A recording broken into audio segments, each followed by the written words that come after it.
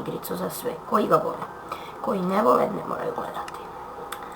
Igrat ćemo novi svijet, ali neka bude novo svijet ime i create neighborhood.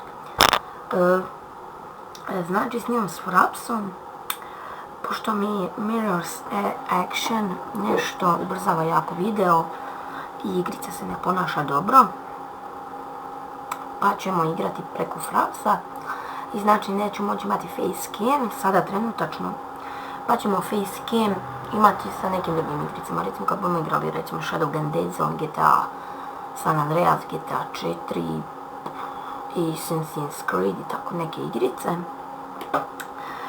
Znači onda ću imati facecam, a sad mi facecam ne radi mi facecam zapravo. Facecam sam danas kupio, sve sam danas pripremio i sa Mirror's Action mi igrica jako laguje i uopće se neće pokrenuti i evo ga, krećemo ljudi, čekamo dok se svijet učita. Znači FPS mi je sada 13-14, jako loše. S Frapsom FPS je uvijek loše napravo. Ovaj svijet mi se sviđa jako.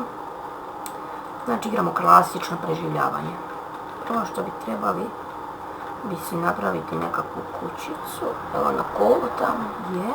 Ajmo taj kol uzet. Je, kol je. Što je trebalo ostaviti normalno? Zašto bi kolu ostavili? Ajde, da, to moramo sa kampom.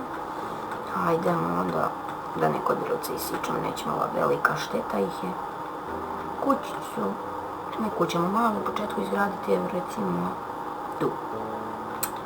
Tu bom jednu malu kuću izgradio, evo ćemo drvo sa sičama, ravno koji prvo naletim. FPS mi je sada preko 40, skače mi FPS. Sa Frapsom snimanje nije loše, ali bit će ga teško jako urediti. Ajmo, bravo. Idemo.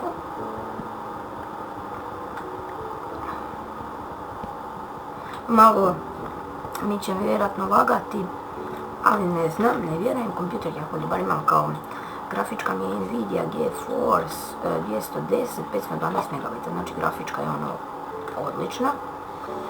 Zapravo nije odlična, ali jako dobra grafička.